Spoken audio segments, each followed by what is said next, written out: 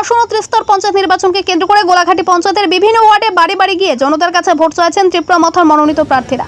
রবিবার গোলাঘাটি কালী মন্দির থেকে বাজার হয়ে আবার কালী মন্দির পর্যন্ত ত্রিপুরামাথার প্রার্থীদের নিয়ে এক সুবিশাল মিছিল সংগঠিত করেন ত্রিপুরামাথার গোলাঘাটি ব্লক কমিটি। সাংবাদিকদের মুখোমুখি হয়ে বিধায়ক মানব ত্রিপুরামাথার মনোনীত প্রার্থীদের বিপুল ভোটে জয়যুক্ত করে গ্রাম পাহাড়ের সার্বিক উন্নয়ন ও অগ্রগতির লক্ষ্যে ভোটারদেরকে এগিয়ে আসার আহ্বান করেন তিনি। বাড়ি বাড়ি প্রচারের মধ্য দিয়ে জনতার রায় পেয়ে গেছে নেতা কর্মীরা। মাথার মনোনীত প্রার্থীদের জয় মাত্র সময়ের অপেক্ষা বলেও মত প্রকাশ করেন বিধায়ক মানব দেববর্মা। গোলাঘাটি পঞ্চায়েতে ত্রিপুরামাথার 7 জন প্রার্থী দেওয়া হয়েছে। এতে সকল সম্প্রদায়ের প্রতিনিধি রয়েছেন। আগামী দিনে পঞ্চায়েত এলাকার সকল স্তরের মানুষের পরামর্শ নিয়ে পঞ্চায়েতকে আরও শক্তিশালী করতে সকলের প্রতি ভোট দিয়ে কাজের সুযোগ করে দেওয়ার জন্য আবেদন করেন তিনি। গোলাঘাটি পঞ্চায়েতের 13টি আসনের মধ্যে প্রার্থী দিয়েছে ত্রিপুরামাথা। 5 নং আসনের প্রার্থী টিটন আলী, রীতা মারাক, 7 নং আসনের যোগেশ্বর সিং, 6 নং আসনের সুমাশীল শুভঙ্কর দাস, সুকান্ত সিং, 4 নং আসনের কুমারী দেবী, সুকান্ত সিং।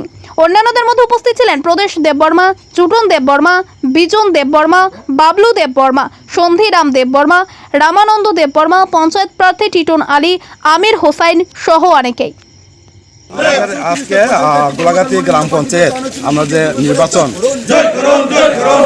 এ থেকে নেই আমরা র্যালি প্রচার আমরা নিয়ে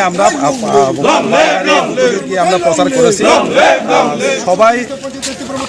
সবাইকে আশ্বাস দিয়েছি। আমরা দেখেছি এখানে প্রত্যেক ওয়ার্ড প্রত্যেক পাড়াতে আমরা সরকার আমরা দেখেছি পঞ্চায়েতে মানে সবচেয়ে আমাদের যে পাড়ায় সবচেয়ে সমাজগত রাস্তা অবস্থায় কে করতে পারেনি। তো ওনারা দাবি হচ্ছে আমরা পাস করে দেবো, আমরা তারপরে আমরাকে রাস্তা করে দেবো। আমরা কেউ কাজ বিশ্বাস করি না, আমরা বুবাগাড়া পার্টিকে আমরা বিশ্বাস করি। তাই মেম্বার ওনারাও আশ্বাস দিয়েছেন যদি আমরা পঞ্চায়েত দখল হয় তাহলে যে সমস্যা পাড়ার রাস্তা আমরা প্রত্যেক মানুষের আমরা বাড়ি বাড়ি গিয়ে আমরা প্রচার করেছি। আমরা সবাই বলছে আমাদের এই কেউ আমাদেরকে রাস্তাঘাট দিতে পারবে।